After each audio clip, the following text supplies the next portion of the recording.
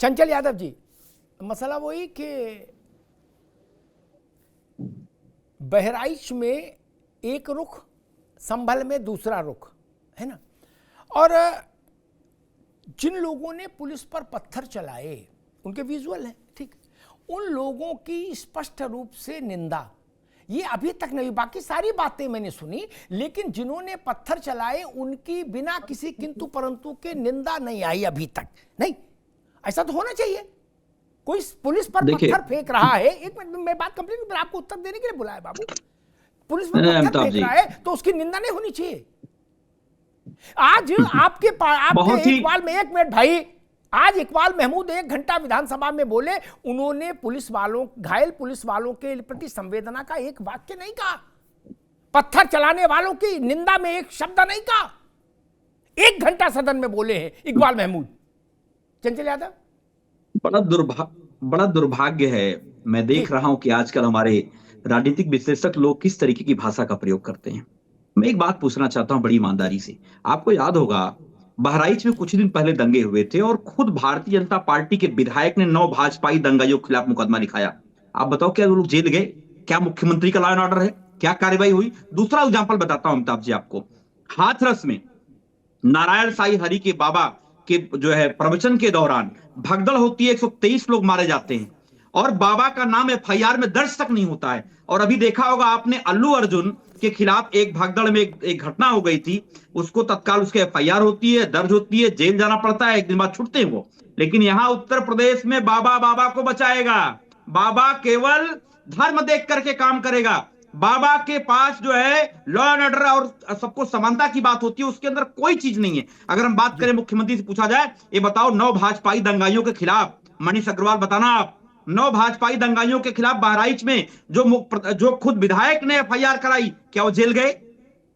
जो दंगा भड़काए जेल गए? मर्चरी हाउस की बाउंड्री गिराई, उन लोगों ने फायरिंग करी, लोगों के घर जलाए, बाकायदा किसका बयान था? विधायक का बयान था। चश्मदीद एसपी के सामने की घटना है ये, और क्या जेल गए वो?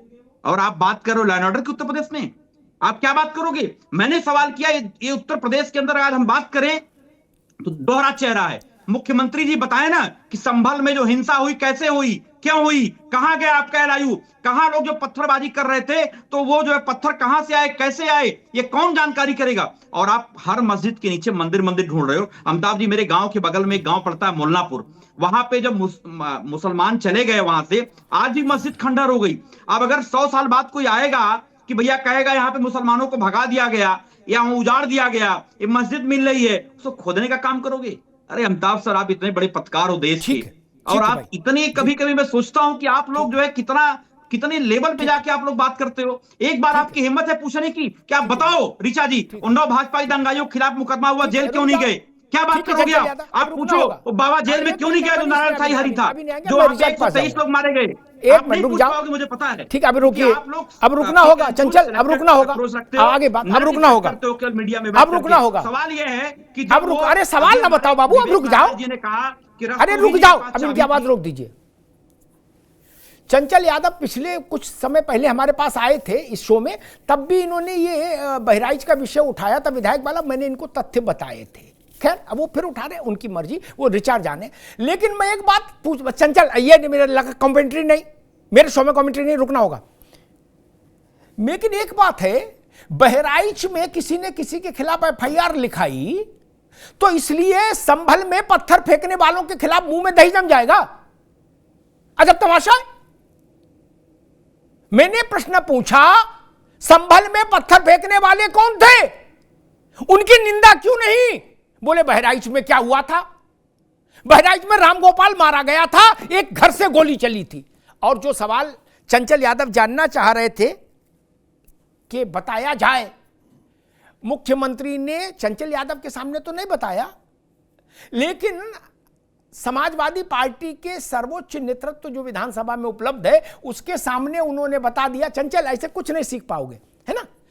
उनके सामने उन्होंने बता दिया कौन थे पत्थर फेंकने वाले, उनकी बल्दियत क्या है, उन्हें किसने सिखाया, तकरीर किसने दी मस्जिद में, सब बता दिया सदन में। ठीक, अब वो चंचल यादव को तो अलग से नहीं बताएंगे मुख्यमंत्री, सदन में बता दिया, वहां माता बाबा थे, वो सुन लिए। ठीक, इकबाल महमूद सुन लिए, इसलिए अब आप उत्तेजित ना हो। आपके बड़ों को उन्होंने बता दिया कि संभल में क्या हुआ और किसने किया, इसलिए अब आपको काय को परेशानी? भाई जब बड़ों ने को बता दिया तो वो आपको बता देंगे। उन्होंने सब बता दिया कि पत्थर कहां से आए, किसने चलाए, इसीलिए 450 लोग अंदर हैं और बाकी अंदर जाने की लाइन में लगे हैं। 450 अंदर में हैं और बाकी लाइन में लगे हैं। इसलिए अभी थोड़ा मुझे लगता है समाजवादी पार्टी को धैर्य रखना चाहिए। ऋचा सिंह वो सवाल उठा रहे हैं कि बहराइच में जो विधायक ने रिपोर्ट लिखाई थी उसका क्या हुआ?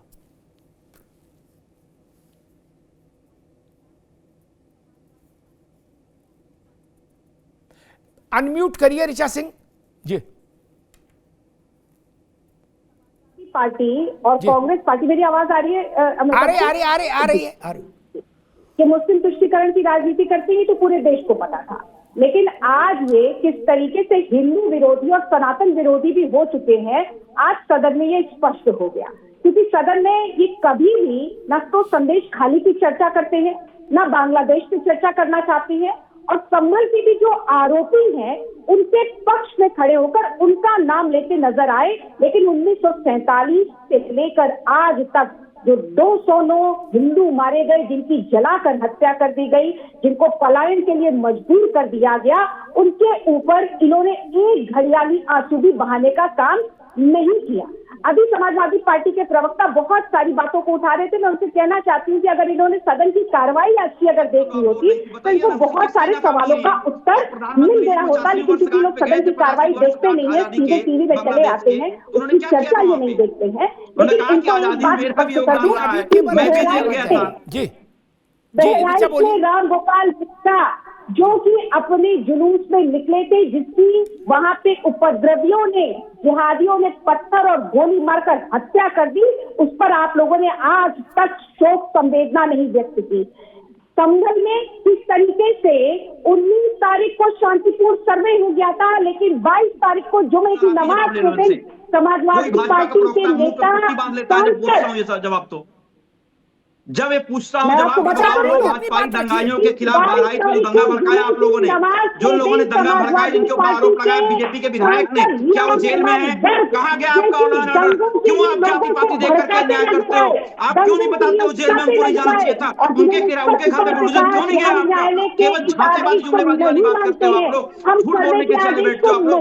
आप बताओ ना, हिम्मत है, आओ बात करो रोजगार की, क्या बात हो रोजगार का, आओ बताओ आज के समय में महंगाई चरम पर, उसके बारे में क्या बात करोगे आप? आज के समय में किसानों की समस्याएं, खाद नहीं मिल रही गाँव में, लोगों को यूरिया नहीं मिल रही है, डाई नहीं मिल रही है, आज ताहिबाम मचा है और मुख्यमंत्री सम्मेलन को बना रहा है।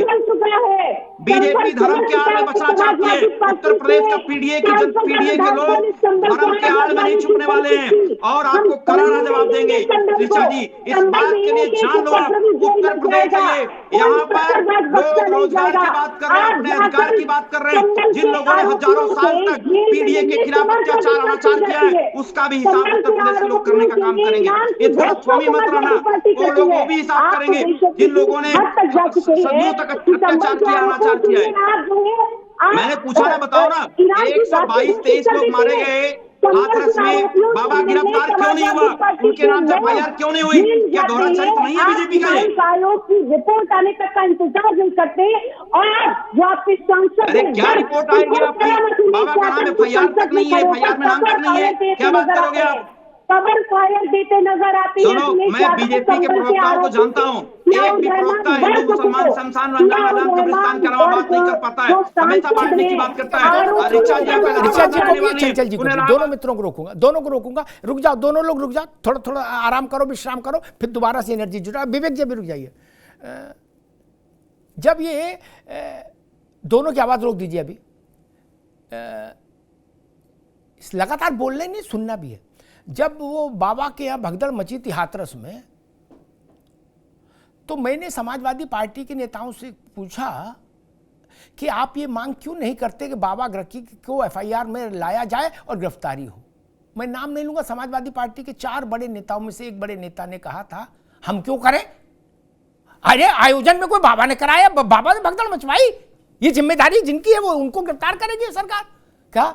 और उसके बाद एक वीडियो आया था, पता नहीं चंचल को याद होगा कि नहीं, भूल भी जाते हैं, कोई नहीं, एक वीडियो आया था जिसमें बाबा के यहाँ अखिलेश जी हैं, एक कार्यक्रम में बाबा मौजूद है मंच पर, और अखिलेश जी कह रहे हैं ये साक्षात विष्णु है, नारायण है, अखिल ब्रह्मांड के स्वामी हैं, अनंत ब्रह्मांड कोटि नायक हैं।